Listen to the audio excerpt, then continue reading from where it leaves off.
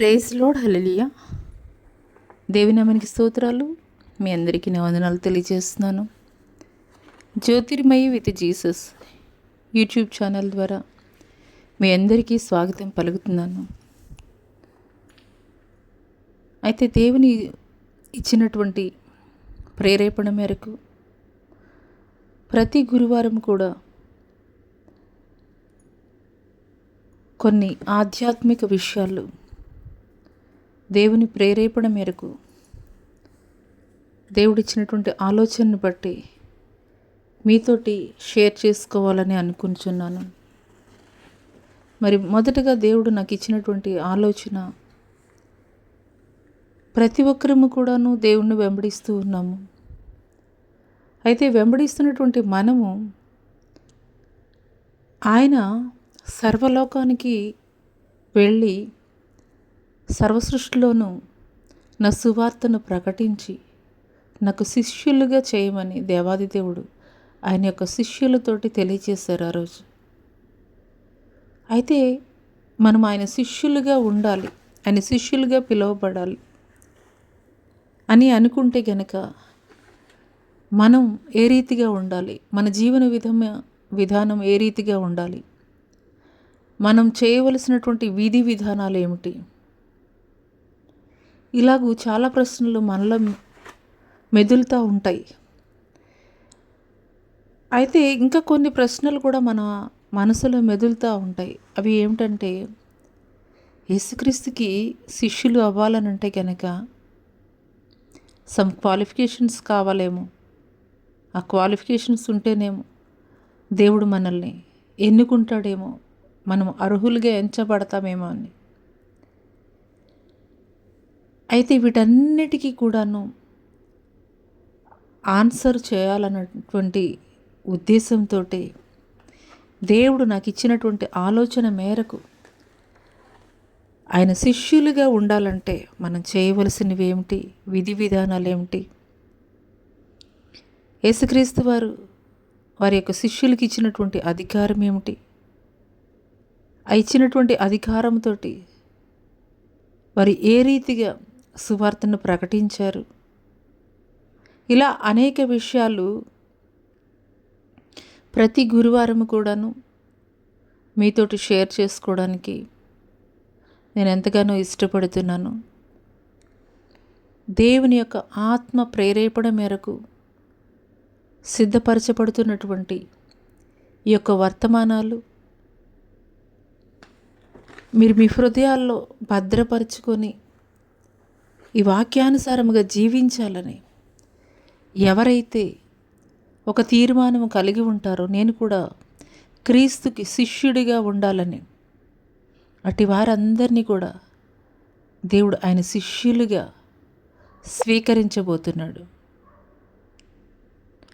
హల్లెలూయా. మొదటగా మనము అసలు శిష్యులు మరియు అపోస్తలులు వీరు ఎవరు, వీరి గురించి అయితే గనక మనం తెలుసుకుందాము. శిష్యులు అపోస్తలులు ఎవరు అనంటే గనక మత్తయి సువార్త 22వ అధ్యాయము 14వ వచనం ప్రకారము ఒక వాక్యం రాయబడి ఉంటుంది. పిలువబడినటువంటి వారు అనేకులు, ఏర్పరచబడిన వారు కొందరే అని. ఈ మాట స్వయంగా యేసుక్రీస్తు వారే మరి తెలియజేశారు.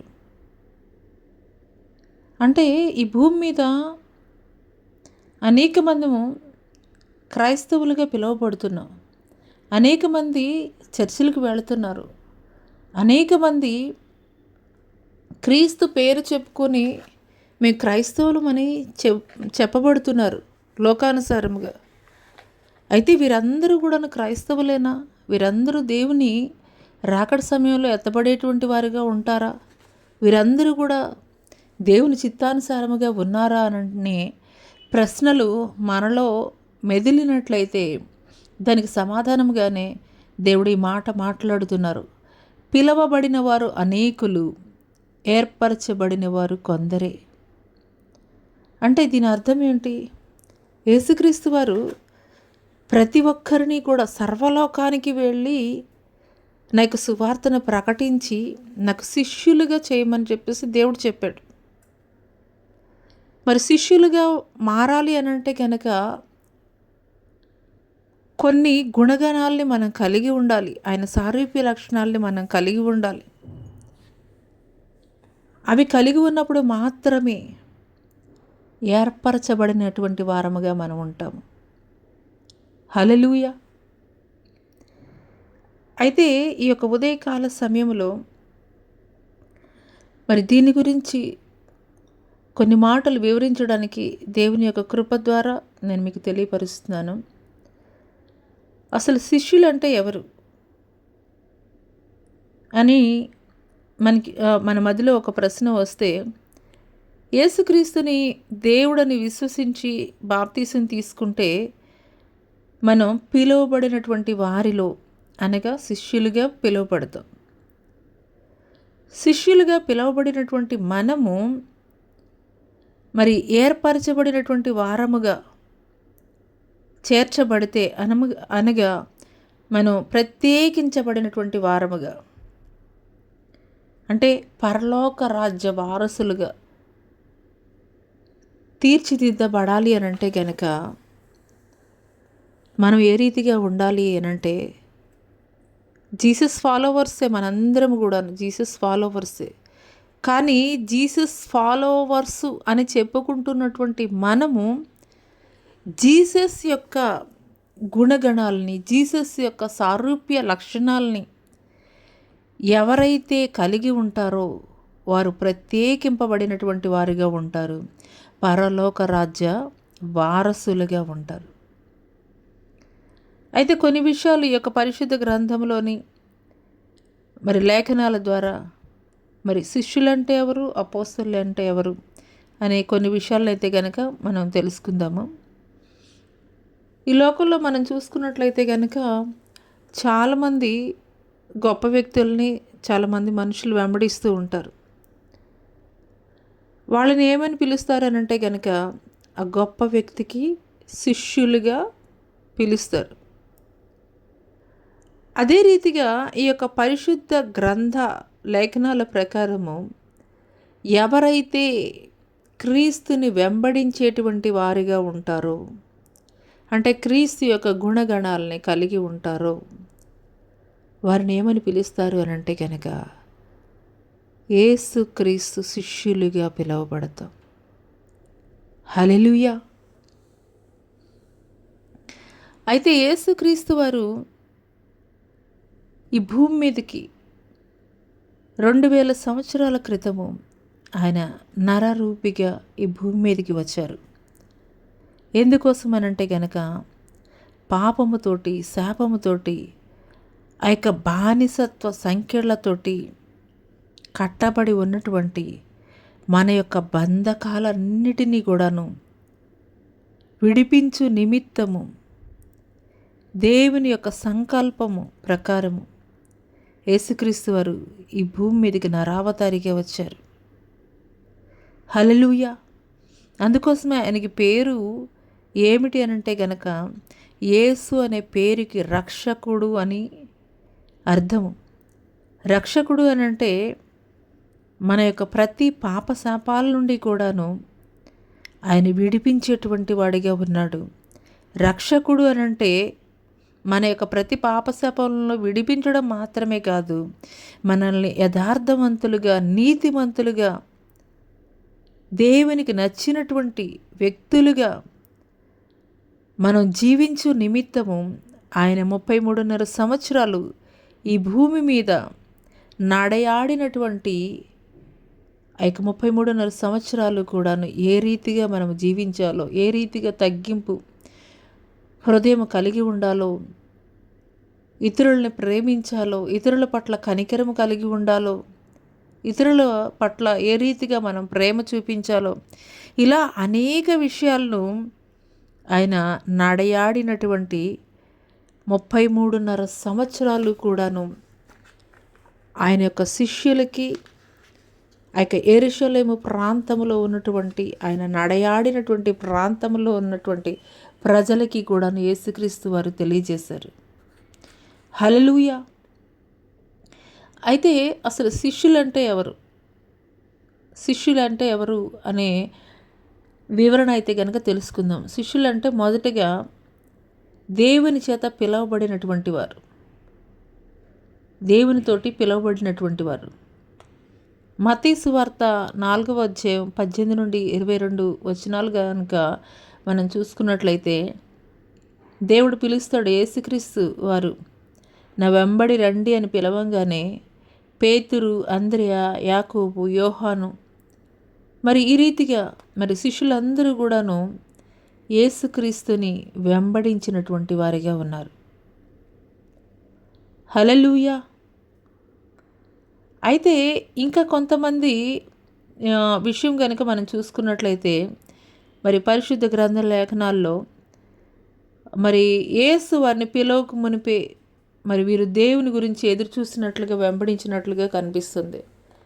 మరి ఫిలిప్పు, బర్తిలోమై అంటే నతనీయేలు, వీళ్ళు ధర్మశాస్త్రం తెలిసినటువంటి వారే. అంటే ఆయన రాకడ ఎప్పుడు జరుగుతుంది, ఆయన ఎప్పుడు వస్తారు అని ఎదురు చూచినటువంటి వారు. అటువంటి వారిని కూడాను దేవుడు ఆయన శిష్యులుగా చేర్చుకున్నాడు. ఆయన వెంబడి రమ్మని వారిని ఆహ్వానించినటువంటి వారిగా ఉన్నాడు. హల్లెలూయా.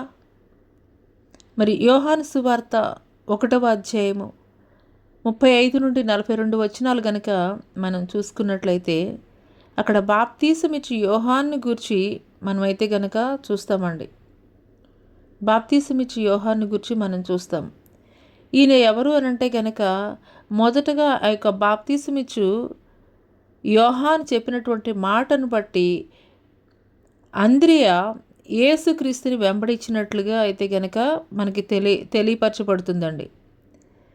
మరి ఒక దినము ఆయనతోటి గడిపినప్పుడు బాప్తీసమిచ్చు యోహాను యేసుక్రీస్తు వారిని అయితే గనక పరిచయం చేయడం జరుగుతుంది అంద్రెయకి. ఆ తర్వాత ఆ యొక్క అంద్రెయ తన సహోదరుడైనటువంటి పేతురుతోటి మేము మెస్సియాను కనుగొంటిమి అని చెప్పి పేతురుని యేసునొద్దకు నడిపించినటువంటి వ్యక్తి ఈ యొక్క అంద్రెయ. ఆ తర్వాత పేతురు కూడాను యేసుక్రీస్తు వారిని అయితే గనక మరి కలవడం అయితే గనక జరిగింది. ఈ యొక్క పేతురు, అంద్రెయ ఇద్దరు ఎవరనంటే గనక చేపల పట్టేటువంటి జాలర్లు. వీరిద్దరూ కూడాను సహోదరులు. హల్లెలూయా. వారు మరి యేసుని దేవుని కుమారుడని గుర్తించినందున దేవుడు ఏం మాట్లాడారండి వారితోటి, నన్ను వెంబడించండి అని చెప్పినప్పుడు వారు దేవుణ్ణి వెంబడించినటువంటి వారిగా ఉన్నారు. హల్లెలూయా. మరి అందుకోసమే మరి దేవుని పిలుపునకు లోబడి దేవుణ్ణి వెంబడించినటువంటి వారిగా ఉన్నారు. దేవుని యొక్క దైవత్వాన్ని వారు గుర్తించారు. యేసుకు మరి శిష్యులుగా మారి జీవితాంతము ఆయన్ని వెంబడించినటువంటి వారిగా ఉన్నారు. హల్లెలూయా. మొదటగా దేవుని చేత పిలువబడినటువంటి వారు వీరు. యేసుక్రీస్తు వారి శిష్యులు అని పిలవడానికి కారణం ఏమిటి అనంటే కనుక దేవుని చేత పిలువబడినటువంటి వారు. రెండవ రీజన్ ఏమిటి అనంటే కనుక ఆయన యొక్క ధర్మశాస్త్ర గ్రంథాన్ని చదివి దేవుని యొక్క రాకడని గురించి తెలుసుకొని దేవుని కొరకు ఎదురు చూస్తున్నటువంటి వారు. హల్లెలూయా. ప్రియ సంఘమా, ఈ దినము నీవు నేను కూడాను ఆయనకి శిష్యులుగా మారాలి అని ఈ మాటలు వింటున్నటువంటి నీవు యోచిస్తున్నట్లయితే నువ్వు చేయవలసినవి 2 పనులు. ఒకటి ఏమిటి అనంటే కనుక ఆయన వాక్యానుసారముగా మనం జీవించేటువంటి వారముగా ఉండాలి. రెండవది, ఆయన నీకు ఒక పని, ఒక బాధ్యత అప్పగించినప్పుడు నిశ్చయముగా నేను చేస్తానని ఆయన చెప్పినటువంటి బాధ్యతని నువ్వు చేయగలిగేటువంటి స్థితిలో నీవు ఉన్నట్లయితే నీవు కూడాను శిష్యుడిగా, శిష్యురాలిగా పిలువబడతావు. హల్లెలూయా. ఆ తర్వాత రెండవ విషయం, వారు చేసింది శిష్యులుగా పిలువబడడానికి గల కారణం ఏమిటి అనంటే కనుక విధేయతతోటి యేసు చెప్పినటువంటి బోధను వారు విన్నటువంటి వారిగా ఉన్నారు. విధేయతతోటి మత్తయి సువార్త 5వ అధ్యాయము 1వ వచనం కనుక మనం చూసుకున్నట్లయితే, యేసు కొండ ఎక్కి కూర్చుండి దేవుని రాజ్య సంగతులను చెప్పుచుండగా శిష్యులు ఆయన దగ్గర కూర్చుండి ఆయన బోధను వినినట్లుగా ఉంటుంది. మరి ఆ కొండ మీద ఆయన ఏం చెప్పారనంటే కనుక ధన్యతలను గురించి చెప్పారు, ప్రార్థన ఏ రీతిగా చేయాలని చెప్పారు, ధర్మము గురించి తెలియజేశారు, జీవిత విధానాల గురించి వారికి బోధిస్తున్నప్పుడు వారు ఎంతో వినయ విధేయతలతోటి ఆయన బోధని వినినటువంటి వారిగా ఉన్నారు. హల్లెలూయా. ఈ దినము నీవు కూడా నేను యేసుకి శిష్యుడిగా ఉండాలి, శిష్యురాలుగా నేను ఉండాలి అని నీవు యోచిస్తున్నట్లయితే, మొదటిగా ఆయన చిత్తానికి, ఆయన నీకు అప్పగించినటువంటి పనిని నేను చేస్తానయ్యా, అది ఎంత కష్టమైనా పర్వాలేదు, నేను చేస్తాను. పరిశుద్ధ గ్రంథాన్ని ప్రతి దినము కూడా చదివేటువంటి క్రమమైనటువంటి అలవాటు నీవు కలిగి ఉండాలి. రెండవది, విధేయతతోటి వినేటువంటి వారముగా ఉండాలి. అనేకసార్లు దేవుని మందిరానికి మనం వెళ్ళినప్పుడు మరి మన మనసు ఒక చోట ఉంటుంది, మనం కూర్చున్నది దేవుని మందిరంలో, కానీ మన ఆలోచనలు అయితే కనుక మరి దైవజనులు చెప్తున్నటువంటి వాక్యం మీద మన శ్రద్ధ ఉండదు. కానీ ఇక్కడ యేసుక్రీస్తు వారి శిష్యులు, యేసుక్రీస్తు వారు ఆయన బోధిస్తుంటే ఎంతో విధేయతతోటి ఆయన యొక్క బోధకి విధేయత చూపించినటువంటి వారిగా ఉన్నారు. హల్లెలూయా. మూడో విషయం ఏమిటి అనంటే కనుక ప్రార్థించుట నేర్పమని వారు అడిగేటువంటి వారిగా ఉన్నారు. యేసు తండ్రి అయిన దేవునికి ప్రార్థించుట చూచి తమకు కూడా దేవుని ఎలా ప్రార్థించాలో నేర్పమని శిష్యులు అడిగినటువంటి వారిగా ఉన్నారు. అందుకోసమే పరలోక రాజ్య ప్రార్థన దేవుడు నేర్పించాడు. హల్లెలూయా. అనేకసార్లు మనకి ప్రార్థన ఎలా చేయాలో తెలియదు, ప్రార్థన ఏ రీతిగా చేయాలో తెలియదు. కానీ నీవు దేవుడిని అడిగినట్లయితే నిశ్చయముగా ప్రార్థన ఏ రీతిగా చేయాలనేది ఆయన నీకు నేర్పించేటువంటి వాడిగా ఉంటాడు. హల్లెలూయా. నాలుగో విషయం ఏంటంటే స్వస్థతలు, ఆశ్చర్య కార్యములు మరియు దేవుని శక్తిని ప్రత్యక్షంగా చూచేవారు. యేసుక్రీస్తు వారు శిష్యులు ఆయన్ని వెంబడించినటువంటి వారిగా ఉన్నారు, ఆయనతోటి ప్రయాణించినటువంటి వారిగా ఉన్నారు. ఆయన చేసినటువంటి ప్రతి స్వస్థత కార్యాలని, మరి దెయ్యాలను వదిలించడం, చనిపోయిన వారిని తిరిగి లేపడం, ఆయన యొక్క అద్వితీయమైనటువంటి శక్తి సామర్థ్యాలను దగ్గరగా చూడగలిగినటువంటి వారిగా ఉన్నారు. అదే రీతిగా మరి ఆయన సముద్రపు నీళ్ల మీద నడవగలిగినటువంటి దేవుని శక్తిని చూశారు, తుఫాను గద్దించి నిమ్మళ పరచగలిగినటువంటి శక్తిని చూశారు. అంటే ఆయనకి ప్రకృతి మీద కూడాను ఆయనకి కలిగినటువంటి శక్తిని, ఆధిపత్యాన్ని దగ్గరగా చూడగలిగినటువంటి వారిగా ఉన్నారు. హల్లెలూయా. దేవుని యొక్క శక్తి సామర్థ్యాలు నీవు కూడా చూడాలనుకుంటున్నావా?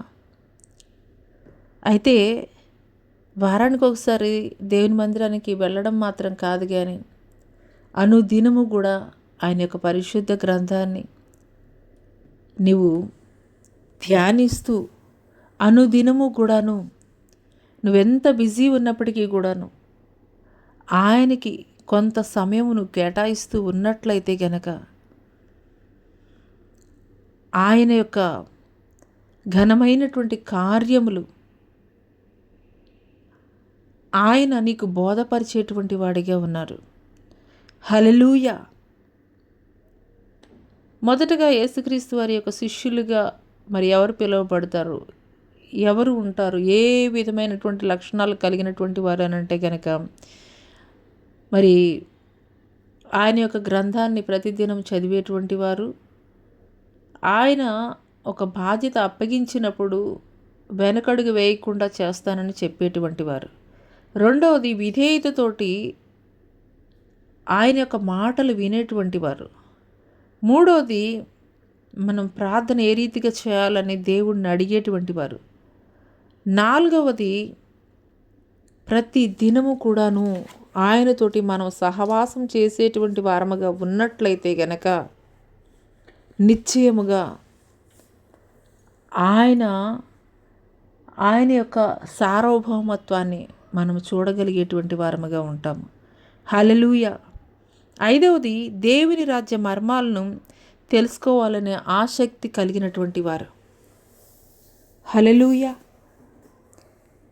మనం ఈ లోకానుసారమైనటువంటి కొన్ని స్వస్థతలు దేవుడు జరిగిస్తే చాలు, లేదంటే కనుక మాకు మంచి పరిస్థితులు ఇస్తే చాలు, ఈ రీతిగానే అంటే ఈ భూలోకానుసారమైనటువంటి మాత్రమే దేవుని సన్నిధికి వెళ్ళినప్పుడు, లేదంటే దేవుని యొద్ద ప్రార్థించేటప్పుడు అడిగేటువంటి వారముగా ఉంటాము. కానీ మర్మయుక్తమైనటువంటి విషయాలు తెలుసుకోవాలనంటే గనక అది దేవుని దగ్గర హృదయపూర్వకంగా నీవు అడిగినప్పుడు నిశ్చయంగా ఆయన తెలియపరిచేటువంటి వాడిగా ఉంటాడు. హల్లెలూయా.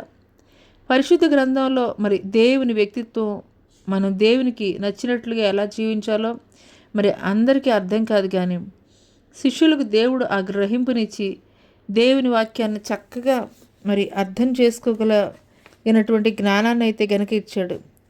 మరి అయితే విధేయత కలిగినటువంటి శిష్యులుగా అయితే గనక ఉండాలి. దేవుని రాజ్య మర్మాలని గురించి మనం తెలుసుకోవాలనంటే గనక మొదటగా మనం ఆసక్తి కలిగినటువంటి వారముగా ఉండాలి. ఆసక్తి కలిగినటువంటి వారముగా ఉండాలి.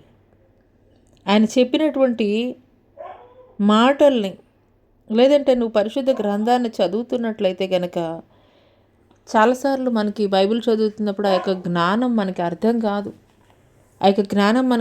కాదు. పరలోక సంబంధమైనటువంటి జ్ఞానమును మనం కలిగి ఉండాలి, మనం తెలుసుకోవాలి అని అంటే కనుక మన జ్ఞానం సరిపోదు, కానీ దేవుని యొక్క జ్ఞానము కావాలని ఆయన యొక్క సహాయం కొరకు మనం అడిగినప్పుడు నిశ్చయముగా మర్మయుక్తమైనటువంటి ప్రతి విషయాన్ని కూడా ఆయన బయలుపరిచేటువంటి వాడిగా ఉంటాడు. 6వ విషయం ఏంటంటే తగ్గింపు జీవితం కలిగి ఉండాలి, యథార్థమైనటువంటి ప్రవర్తన కలిగి ఉండేటువంటి వారముగా ఉండాలని ఈ దినం పరిశుద్ధాత్ముడు మనకు తెలియజేస్తున్నాడు. యేసుక్రీస్తు వారు ఏ రీతిగా తాను తగ్గించుకొని ఆ యొక్క పరలోక పట్టణం విడిచి నరావతారిగా మరి మన మానవులు పడేటువంటి ప్రతి కష్టాన్ని, నష్టాన్ని, సమస్తాన్ని కూడా ఏ రీతిగా ఆయన ఇక్కడ అనుభవించాడో, దేవుని కుమారుడై ఉండి కూడాను ఆయన 100% ఒక సాధారణమైనటువంటి మానవునిగా 100% దేవునిగా ఆయన ఈ భూమి మీద జన్మించాడు, ఈ భూమి మీద జీవించాడు. తగ్గింపు జీవితాన్ని ఆయన కలిగి ఉన్నాడు. యేసుక్రీస్తు వారు ఆయన మరి అప్పగింపబడేటువంటి ముందు మరి పాదపరిచర్య జరిగిస్తాడు. వారి యొక్క శిష్యులకి పాదపరిచర్య జరిగిస్తారు. అంటే ఆయన దైవ కుమారుడయ్యుండి కూడాను తగ్గింపు జీవితాన్ని కలిగి ఉన్నారు. హల్లెలూయా. ఈ దినము నువ్వు దేవునికి శిష్యురాలుగా పిలువబడాలి అని అంటే కనుక చేయవలసింది మొదటగా దేవునితోటి పిలువబడేటువంటి వారముగా ఉండాలి. 2వది విధేయతతోటి దేవుని యొక్క బోధని మనం వినేటువంటి వారముగా ఉండాలి. 3వది ప్రార్థించుట నేర్పమని మనం అడిగేటువంటి వారముగా ఉండాలి. 4వది స్వస్థత, ఆశ్చర్య కార్యాలు మరియు దేవుని శక్తిని ప్రత్యక్షంగా చూచేవారు ఆ యొక్క శిష్యులు. అదే రీతిగా ఆయన యొక్క సార్వభౌమాధికారాన్ని మనం చూడాలి అని అంటే కనుక దేవునితోటి నువ్వు సమయం ఎక్కువ ఆయనతోటి గడిపేటువంటి స్థితిలో నీవు ఉన్నట్లయితే కనుక ఆయన యొక్క సార్వభౌమాధికారాన్ని ఆయన నీకు ప్రత్యక్ష పరిచేటువంటి వాడిగా ఉంటాడు. హల్లెలూయా. 5వది దేవుని రాజ్య మర్మాలని తెలుసుకోవాలన్నటువంటి ఆసక్తి కలిగి ఉండేటువంటి వారిగా ఉన్నారు ఆ యొక్క శిష్యులు. అదే రీతిగా పరిశుద్ధ గ్రంథాన్ని నీవు చదువుతున్నప్పుడు దేవుని యొక్క మర్మయుక్తమైనటువంటి విషయాలు మరి తెలుసుకోవాలి అని అనుకున్నప్పుడు ప్రతి దినము కూడా పరిశుద్ధ గ్రంథాన్ని పరిశుద్ధాత్మ యొక్క సహాయం ద్వారా నువ్వు చదువుతున్నట్లయితే నిగూఢమైనటువంటి మర్మయుక్తమైనటువంటి విషయాలు దేవుడు నీకు బయలుపరిచేటువంటి వాడిగా ఉన్నాడు. హల్లెలూయా. యేసుక్రీస్తు వారు ఈ భూమి మీద జీవించినటువంటి 33.5 సంవత్సరాలు ఏ రీతిగా తగ్గింపు జీవితం కలిగి ఉండాలి, ఏ రీతిగా ప్రేమించాలి, ఏ రీతిగా క్షమించగలిగేటువంటి మనస్సు ఉండాలి, ఏ రీతిగా మన శత్రువులను సైతం మనం ప్రేమించేటువంటి వారముగా ఉండాలి, ఇలా అనేక విషయాలు ఆయన్ని కొడుతున్నటువంటి వారిని, ఆయన హింసిస్తున్నటువంటి వారిని కూడాను తండ్రి వీరేమి చేయుచున్నారో వీరెరుగురు, వీరిని క్షమించు అని దేవుడు మాట్లాడారు. అటువంటి తగ్గింపు స్వభావం, అటువంటి దేవుని యొక్క గుణగణాలని నీవు కూడా కలిగి ఉండాలని దేవుడు మాట్లాడుతున్నారు. ఏడవది, మరి తమ జీవితాల్లో మరి నష్టం జరుగుతున్నటువంటి సమయాల్లో కూడా రక్షించమని అడిగేటువంటి వారిగా ఉన్నారు. అంత మాత్రమే కాదు, రక్షింపగలడని ఒక పరిపూర్ణమైనటువంటి విశ్వాసాన్ని వారు కలిగి ఉన్నటువంటి వారిగా ఉన్నారు. మత్తయి సువార్త 8వ అధ్యాయము 23 నుండి 27 వచనాలు కనుక మనం చూసుకున్నట్లయితే, ఆ ప్రకారం శిష్యులు యేసుతో కూడా దోణి ఎక్కి సముద్రం మీద ప్రయాణం చేస్తుండగా తుఫాను లేచినందున సముద్రపు అలల చేత వారు ప్రయాణిస్తున్న దోణి మునిగిపోవచ్చున్నప్పుడు వారు చనిపోతామనే భయముతో యేసు దగ్గరికి వచ్చి తమను రక్షింపమని వేడుకొన్నారు. యేసు గాలిని సముద్రమును గద్దింపగా మిక్కిలి నిమ్మళమాయను. శిష్యులు దేవుని మహింపరిచారు. అలాగే మన జీవితాల్లో కూడా కష్టాలు వచ్చినప్పుడు, ప్రతికూలమైనటువంటి పరిస్థితులు ఎదురైనప్పుడు మనం దేవునికి ప్రార్థించేటువంటి వారముగా ఉన్నప్పుడు నిశ్చయంగా ఆ పరిస్థితుల నుండి దేవుడు నిన్ను నిలబెట్టేటువంటి వాడిగా ఉన్నాడు. హల్లెలూయా. అంత మాత్రమే కాదు, మరి ఆనాడు యేసుక్రీస్తు వారి శిష్యులు వారు ఎదుర్కొన్నటువంటి సమస్యలను బట్టి యేసుకు విన్నవించుకుంటే వాటి నుండి మరి దేవుడైతే గనుక విడిపించాడు. మరి యేసుక్రీస్తుని వారి యొక్క శిష్యులు అడుగుతున్నారు, అయ్యా లోకంతో మేము సహవాసం చేసినట్లయితే గనక మేము నశించిపోయేటువంటి వారముగా ఉన్నాము, మీరు మమ్మల్ని రక్షించండి, మీరు రక్షకుడు అని యేసుక్రీస్తు వారిని వారు రక్షకుడుగా వారు గుర్తించగలిగినటువంటి వారిగా ఉన్నారు. హల్లెలూయా. అదే రీతిగా 8 ఏమిటి అనంటే దేవుని కుటుంబం, అంటే దేవుని చిత్తం చేసేటువంటి వారు. మత్తయి సువార్త 12వ అధ్యాయం 48వ వచనం చూసుకున్నట్లయితే, 48వ వచనం కనుక చూసుకున్నట్లయితే, ఎవరైతే దేవుని చిత్తాన్ని నెరవేరుస్తారో, వాక్యానుసారమైన జీవితాన్ని కలిగి ఉంటారో వారిని దేవుని కుటుంబముగా దేవుడైతే గనుక వర్ణించాడు. దేవుని చిత్తం చొప్పున ఎవరైతే చేస్తారో వారు నా సహోదరుడు, నా సహోదరుడు, నా తల్లి అని తన శిష్యులను చూపిస్తూ దేవుడైతే గనుక మాట్లాడతారు. హల్లెలూయా. ఈ దినము యేసుక్రీస్తు వారి యొక్క శిష్యుడిగా, శిష్యురాలిగా నీవు మారాలి అని నీవు అనుకుంటున్నట్లయితే కనుక ఈ 8 అంశాలు కూడాను మనం కలిగి ఉండేటి వారముగా ఉండాలి. హల్లెలూయా. మొదటగా ఆయన శిష్యులుగా పిలువబడాలి అని అంటే కనుక దేవుని చేత పిలువబడేటువంటి వారముగా ఉండాలి. దేవుని చేత పిలువబడేటువంటి వారముగా ఉండాలి. అంటే దేవుడు ఏ పని అయితే నీకు అప్పగిస్తాడో, ఏ పరిచర్య అయితే అప్పగిస్తాడో ఆ పని నేను చేస్తానయ్యా, ఎంత ప్రతికూలమైనటువంటి పరిస్థితులు ఎదురైనా నేనైతే చేస్తానయ్యా అని మనం నిలబడేటువంటి వారముగా ఉండాలి. ప్రతి దినము కూడా పరిశుద్ధ గ్రంథాన్ని చదివేటువంటి వారముగా ఉండాలి. రెండవది, విధేయతతోటి ఆయన యొక్క బోధ మనం వినేటువంటి వారంగా ఉండాలి. విధేయత కలిగి ఉండేటువంటి వారముగా ఉండాలి. మూడవది, దేవుణ్ణి అయ్యా ప్రార్థించడం నేను ఏ రీతిగా, యుక్తమైనటువంటి ప్రార్థన నేను ఏ రీతిగా చేయాలని దేవుణ్ణి అడిగేటువంటి వారముగా ఉండాలి. 4, మరి ఆయనకి సమీపంగా నీవు ఉన్నట్లయితే గనక, ఆనాడు యేసుక్రీస్తు వారి శిష్యులు ఆయన ప్రక్కనే ఆయన వెంబడిస్తున్నప్పుడు ఆయన చేస్తున్నటువంటి అద్భుత కార్యాలు, ఆశ్చర్య కార్యాలు చూడగలిగారు. అదే రీతిగా ఆయన యొక్క సార్వభౌమత్వాన్ని నువ్వు చూడాలి, నువ్వు చూడగలగాలి అని అంటే కనుక నీ మనోనేత్రములు, నీ ఆత్మీయ నేత్రములు తెరవబడాలి. తెరవబడితే తప్పించి మనం చూడలేము. హల్లెలూయా. 5వది, దేవుని రాజ్య మర్మాలని తెలుసుకునేటువంటి ఆసక్తిని మనం కలిగి ఉండాలి.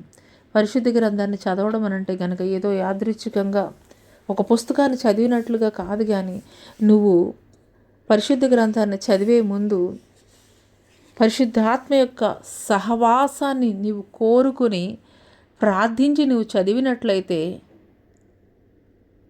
నిశ్చయముగా మర్మయుక్తమైనటువంటి విషయాలు దేవుడు నీకు బయలుపరిచేటువంటి వాడిగా ఉన్నాడు. హల్లెలూయా.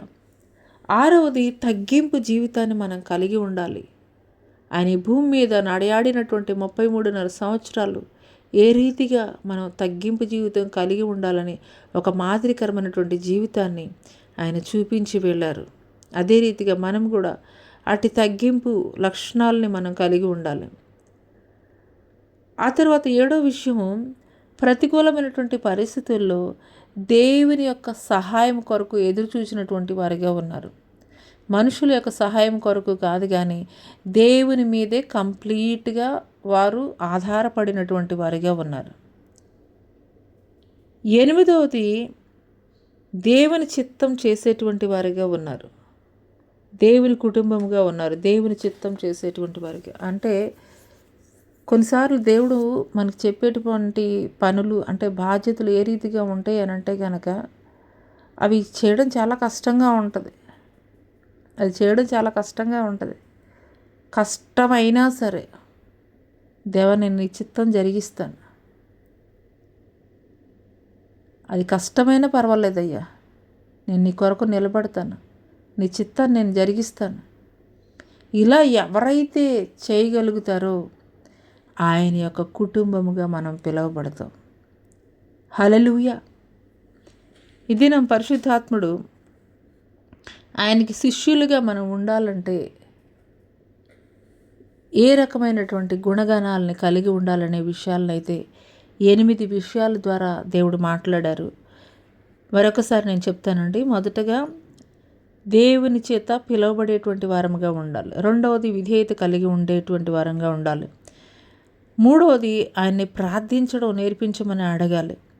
4వది ఆయన యొక్క సార్వభౌమాధికారాన్ని, ఆయన యొక్క సార్వభౌమత్వాన్ని సమీపముగా చూసేటువంటి వారముగా ఉండాలనంటే కనుక ఆయనతోటి సహవాసం చేసేటువంటి వారంగా ఉండాలి. అదే రీతిగా పరిశుద్ధ గ్రంథాన్ని చదివేటప్పుడు మర్మయుక్తమైనటువంటి విషయాలు దేవుడు మనకు బయలుపరచాలని అంటే కనుక ఆయన సహాయం కొరకు మనం ఎదురు చూడాలి. ఆయన సహాయంతో మనం పరిశుద్ధ గ్రంథాన్ని చదవాలి. 6వది తగ్గింపు లక్షణాన్ని మనం కలిగి ఉండాలి. 8 ప్రతికూలమైనటువంటి పరిస్థితులు మన జీవితంలో ఎదురైనప్పుడు ఎవరెవరో మనుషుల సహాయం కోరుకోవడం కాదు, కానీ దేవుడి సన్నిధిలో నువ్వు మోకరిల్లి ప్రార్థించగలిగినట్లయితే కనుక ఆయనే నీకు సహాయకుడిగా నీ ప్రతికూల పరిస్థితులని అనుకూలపరిచేటువంటి వాడిగా ఉన్నాడు. 8వది ఆయన చిత్తాన్ని మనం జరిగించేటువంటి వారముగా ఉండాలి. ఆయన చిత్తం అనంటే చాలాసార్లు మనం చేయలేము ఆ పనులు.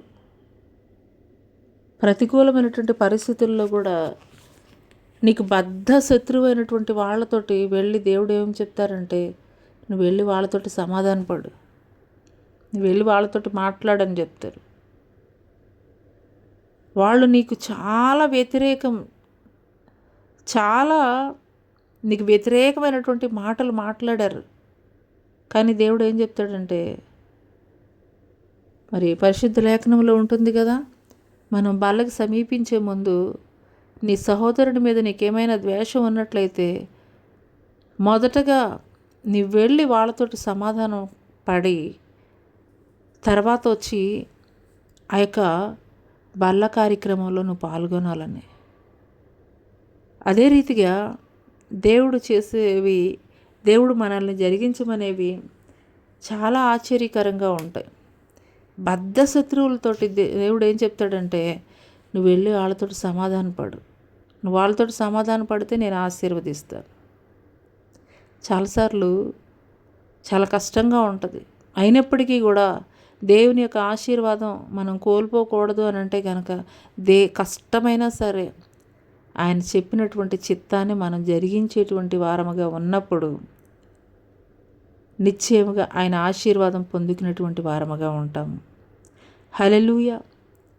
శిష్యులు అంటే ఏ రీతిగా ఉండాలి, ఆయన శిష్యులను పిలువబడాలి అని అంటే కనుక ఏ రకమైనటువంటి గుణగణాలు కలిగి ఉండాలనేది పరిశుద్ధాత్ముడి యొక్క ఉదయకాల సమయంలో మనకి తెలియజేశాడు.